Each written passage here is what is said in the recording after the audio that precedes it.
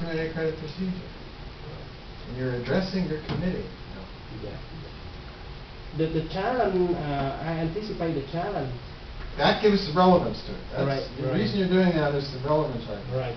Because if I try to trade, then I have the empirical evidence to support the argument.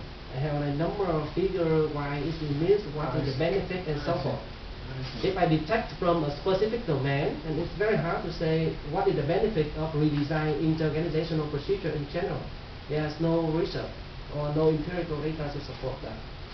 You see, it's just so general.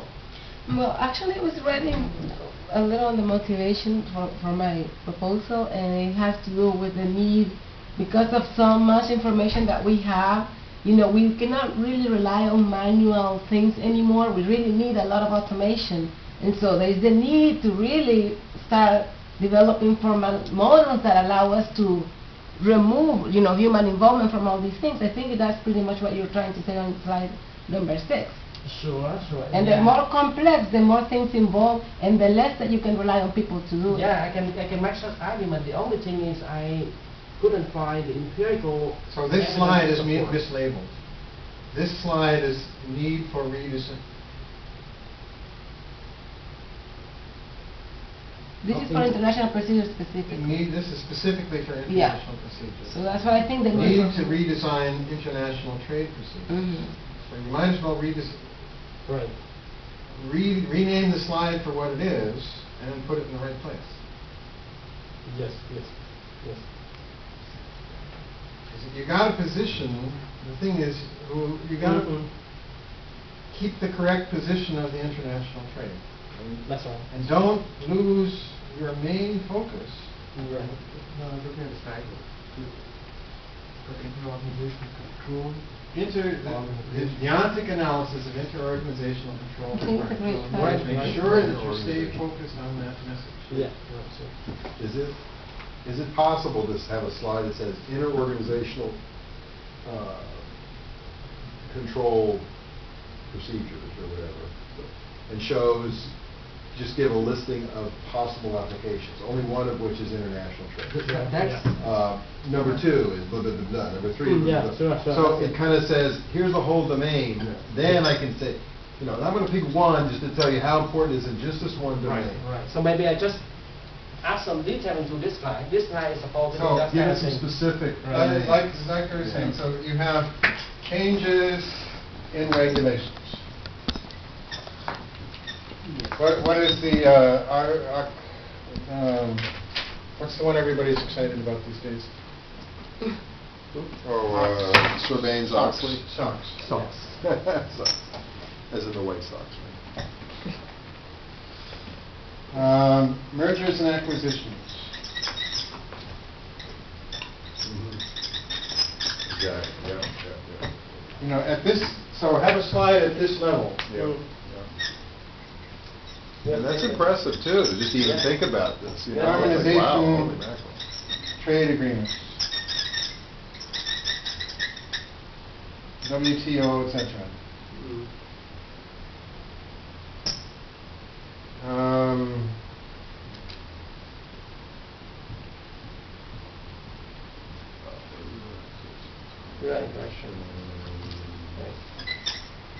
Right. Changes, environments. This is other kinds of regulation. How about like international cooperation for terrorism, something like that? You want to bring that in? You know, or customs. These are all. So there's environment, there's terrorism, there's other things that prompt changes in regulations, which require changes in. Yes. Interorganizational trade. But you have, and then, so then, we have. This is the trade facilitation, and then you expand on this one.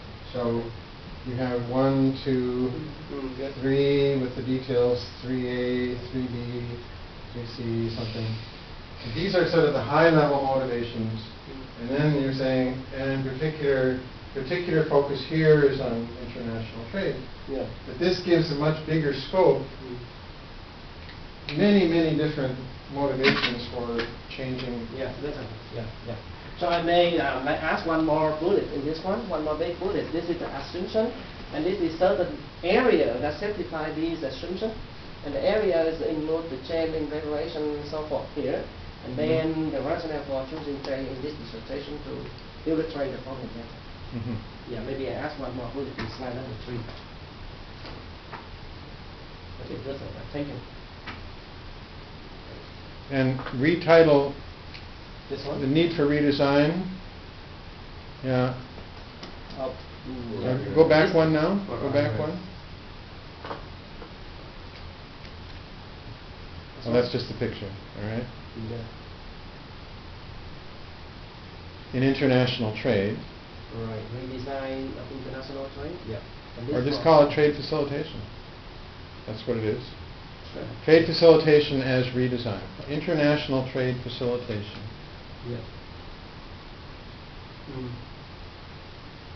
As procedure redesign. Yeah.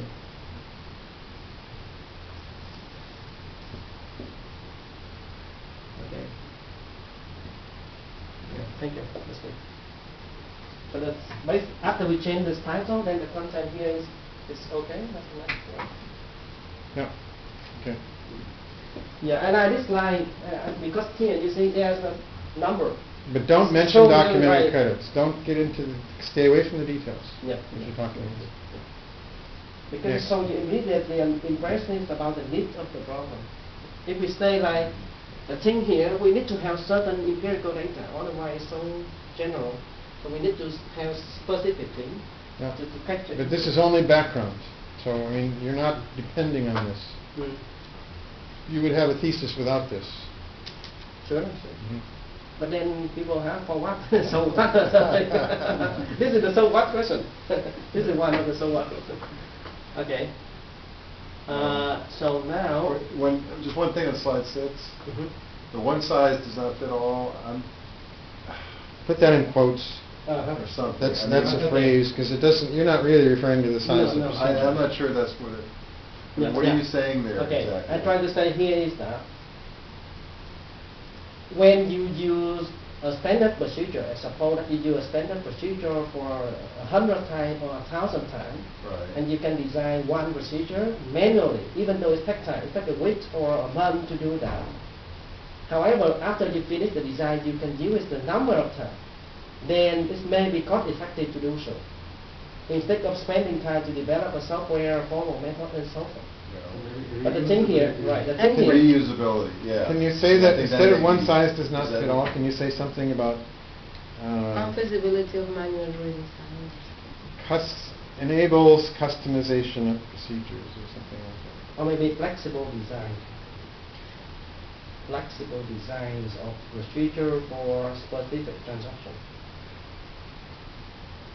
The main thing I try to do is that if you design one control procedure, it does not fit various requirements of the transaction.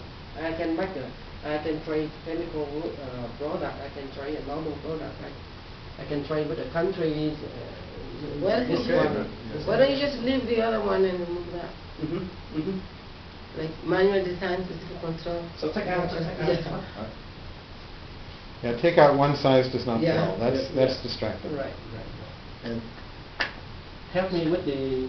You see, I try to balance the structure, the header, and then the content. Right. Header, Yeah, the yeah, content, yeah. header, the Yeah, content.